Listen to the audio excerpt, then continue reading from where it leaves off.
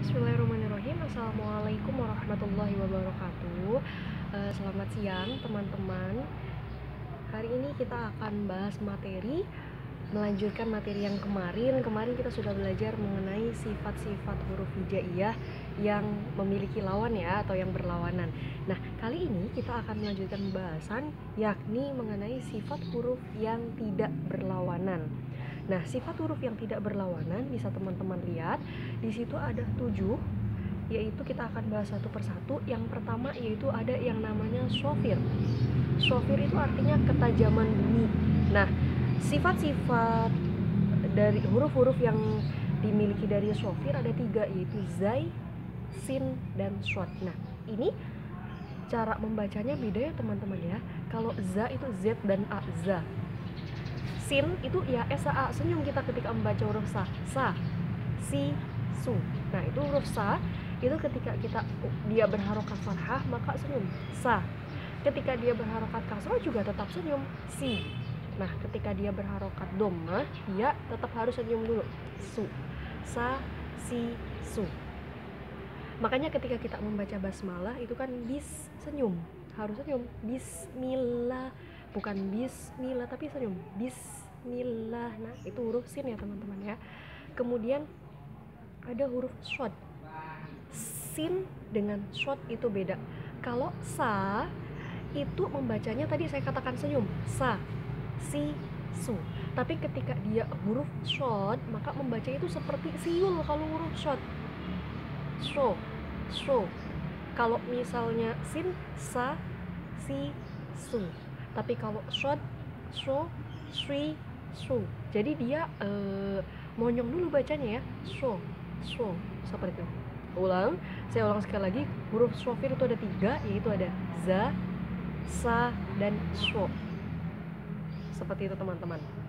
Lanjut yang kedua yaitu ada huruf qalqalah. Qalqalah mungkin teman-teman sudah tahu semua ya, bahwa qalqalah itu artinya adalah guncangan. Artinya adalah ketika kita menemukan huruf-huruf qalqalah maka dia cara membacanya itu harus mantul. Huruf qalqalah ada 5 atau bisa kita singkat menjadi ba, ju, di, po, o. Yaitu ada huruf ba, ga, da, po, dan po. Ketika kita menemukan huruf qalqalah yang berharokat sukun atau dia itu di akhir kalimat, maka membaca itu harus mantul. Contohnya ode aflaha, ode. Nah, itu kan dal itu kan huruf qalqalah dan dalnya itu berharokat sukun, maka dia harus mantul. Jangan hanya qad aflaha tapi ode aflaha. Nah, itu huruf qalqalah teman-teman ya. Lanjut yang ketiga yaitu ada sifat lin. Lin itu artinya lembut. Di sini lin itu adalah ketika ada wawu sukun atau ya sukun, kemudian sebelum wawu sukun dan ya sukunnya itu ada huruf yang berharokat fathah. Saya ulangi, ada wawu sukun atau ya sukun. Nah, sebelum wawu sukun dan ya sukunnya itu ada huruf yang berharokat fathah. Contoh, au, amaro. Nah, aunya itu kan ada wawu sukun, sebelumnya itu ada fathah, maka dia namanya sifat lin. Au amaro bit taqwa. Nah, itu sifat lin. Au dan ai. Lanjut yang keempat itu ada yang namanya inhirof. Inhirof artinya miring, yaitu keluar dua huruf yaitu la dan ro. La, ro. Itu maksudnya lidahnya ya. Nah, itu memiliki sifat la dan ro. Inhirof. Yang kelima yaitu ada sifat yang namanya takrir. Takrir artinya berulang. Dia yang memiliki sifat takrir cuma satu, yaitu huruf ro. Ketika kita mengucapkan huruf ro itu artinya ro itu berulang, lidahnya itu mengucap ro berulang. Nah, itu sifat dari huruf ro. Yang keenam ada sifat tafashi namanya. Tafashi itu artinya bertebaran. Artinya adalah ketika kita mengucapkan huruf yang memiliki sifat tafashi, dia bertebaran. Contohnya itu hurufnya ada 1, sya. Jadi ketika kita membaca sya, saya sering katakan di sini, sya itu S-I-A, sya. Nah, dia bertebaran di situ, sya. Yang ketujuh itu istitola. Nah, ini penting nih, harus teman-teman ingat. Istitola itu artinya memanjang. Artinya adalah ketika kita mengucapkan huruf yang memiliki sifat istitola, cara membaca harus memanjang, yaitu memiliki satu huruf yaitu bod.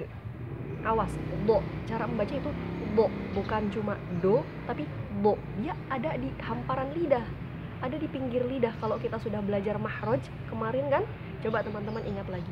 Huruf bod, awas, ada do, ada bod. Kalau do, dia temennya bo. Tapi kalau bod, dia temennya shod. Bod. Nah, cara membacanya bo, bukan do, tapi bo.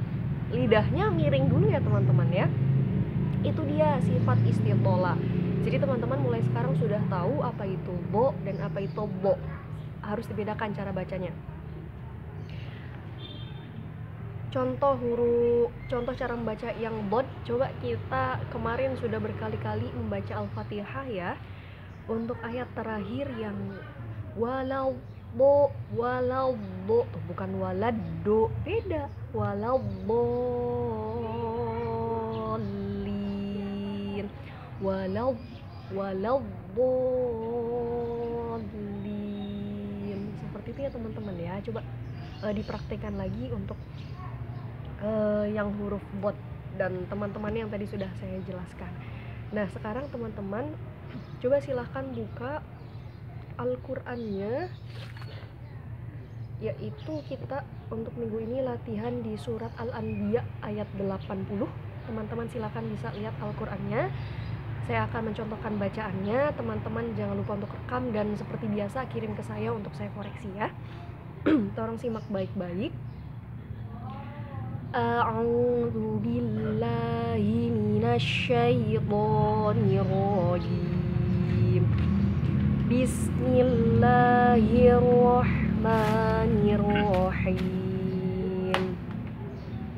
Wa 'allamnahu shan'ata labusil lakum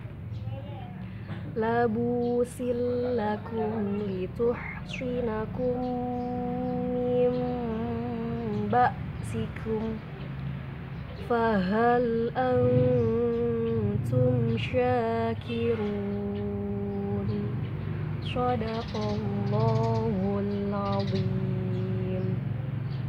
Silakan teman-teman rekam, simak baik-baik. Per hurufnya jangan lupa, materi makhorijul huruf, sifatul huruf sudah semua saya sampaikan. Silahkan saatnya kalian untuk menerapkan dan membiasakan dalam kehidupan sehari-hari. Sekian pembelajaran kita hari ini, semoga bermanfaat dan dapat diaplikasikan dalam kehidupan sehari-hari. Terima kasih, kurang dan kurangnya mohon maaf. Billahi taufiq wal hidayah. Assalamualaikum warahmatullahi wabarakatuh.